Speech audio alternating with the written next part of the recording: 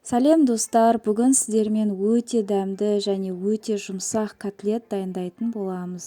Ол үшін бізге сиырдың тартылған еті, көкөністер және 200 граммдай нанға алдын ала ыстық су құйып қоямыз. Кез келген қатқан нанды да пайдалануға болады.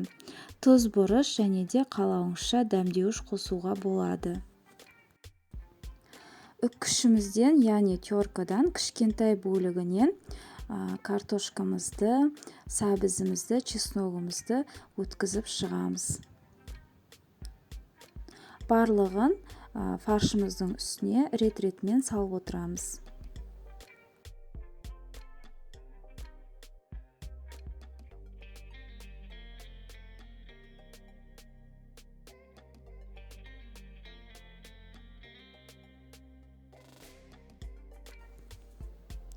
Жуамызды ортасынан екіге бөліп, кейін жартысын жатқызып, тағы да оны жанынан 3-4 бөлікке бөліп, осылай видеодағыдай уақ етіп турасаңыздар, жуамыз ыдырамай котлетімізге жақсы бірігетін болады.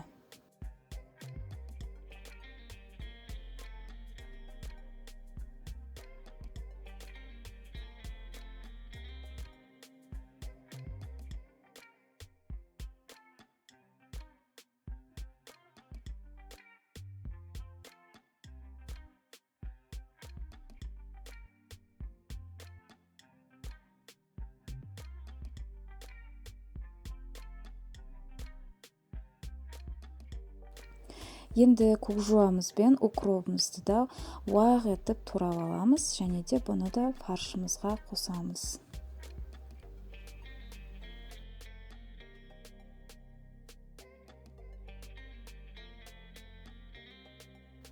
Енді ыстық су құйып дайындап қойған нанымызды да осы қоспамыздың ішіне саламыз. Мен қоспаларымды үлкен ыдысқа ауыстырып алдым, араластыруға ыңғайлы болу үшін.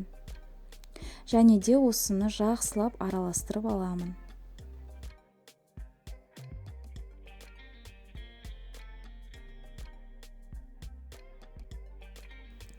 Дәміне қарай тұзымызды, бұрышымызды және де дәмдеуішті саламыз.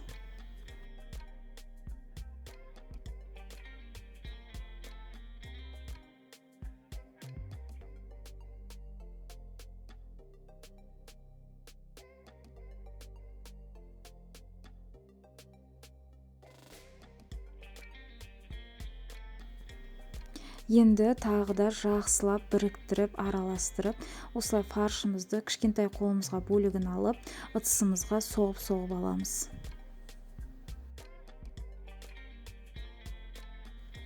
Формамыздың айналасын жинап, тегістеп алдым. Фаршымыз дайын болды. Енді кішкене ыдысқа су құйып, екі қолымызды сулап, котлет формасын шығаратын боламыз. Формасын шығару өздеріңіздің қалауыңызша. Өзіме осы форма ұнайды.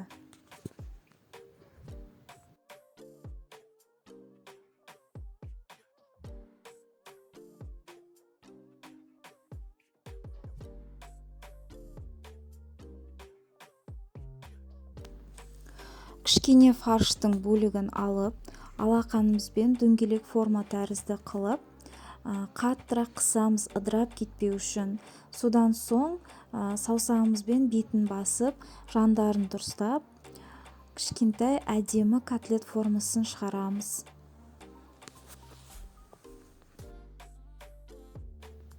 Мінекей котлеттерімізді дайындап алдық.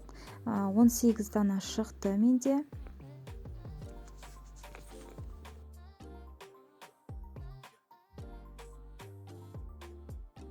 Отымызды жағып, табамызды қойып, қыздырып аламыз. Және де сұйық майымызды құйып, өте көп құймаймыз сұйық майды, оны да қыздырып аламыз. Қызғаннан кейін котлеттеріміздің формасын бұзбай, видеодағыдай салып шығамыз.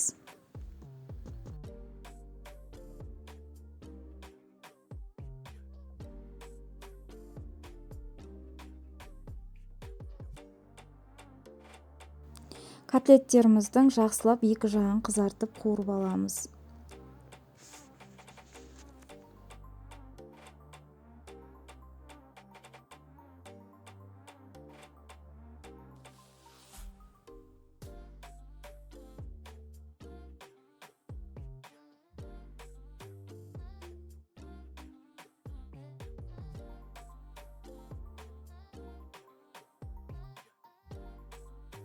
Котлетімізге подливы дайындайтын боламыз.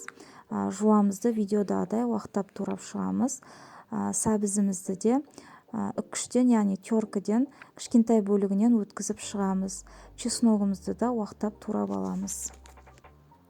Енді котлетімізді қуырған тавамызды пайдаланамыз. Жаңағы котлетімізден қалған майға чесногымызды сәл қуырып аламыз. Одан соң жуамыз бен сәбізімізді салып, жақсылап қуырып алған соң бетіне котлеттерімізді жайғастырып шығамыз.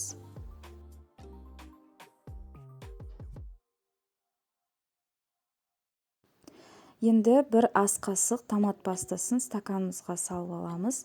Жарты стакан ыстық су құйып, қалауынша тұз бұрыш салып, жақсылап араластырып, котлетіміздің бетіне құямыз. Қатты қайнағаннан кейін баяу отта 15 минуттай пісіріп аламыз. Мінекей өте дәмді котлеттер дайын болды. Гарниріне мен пюре дайындадым. Подливсын әдемлеп пюремнің үстіне, котлетімнің үстіне де құйып шықтым. Жақындарыңызды қуантып әзірлеуге кеңес беремін.